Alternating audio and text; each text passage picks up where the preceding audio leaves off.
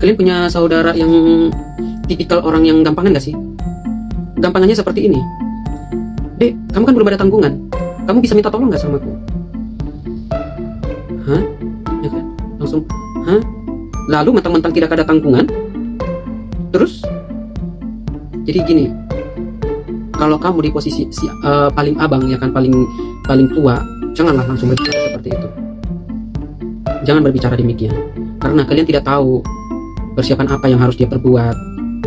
Ya, uangnya itu dilakukan untuk apa? Jadi nggak serba ready, nggak serba ready. Dia bekerja demi masa depannya dia. Lalu ada orang berkata, lah kan cuma sekali baru 2 kali, 2 kali baru 3 kali, nanti seterusnya, sehingga menjadi menuhankan adiknya. Nanti kalau aku kesulitan pasti adikku ada. Jangan.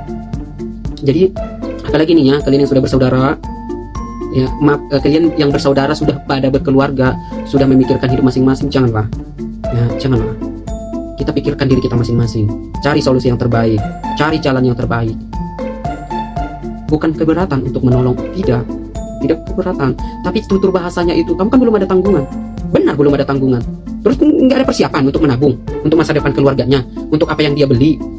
Lain hal kalau pamannya direktur, duit selalu ada banyak, silakan. Ini adiknya juga kerjanya ya apa adanya, kerja lepasan, freelance ya. Kalau dia freelance, janganlah, saling menghargai.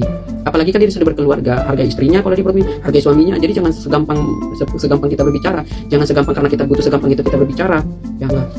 Jadi kalian punya saudara seperti itu.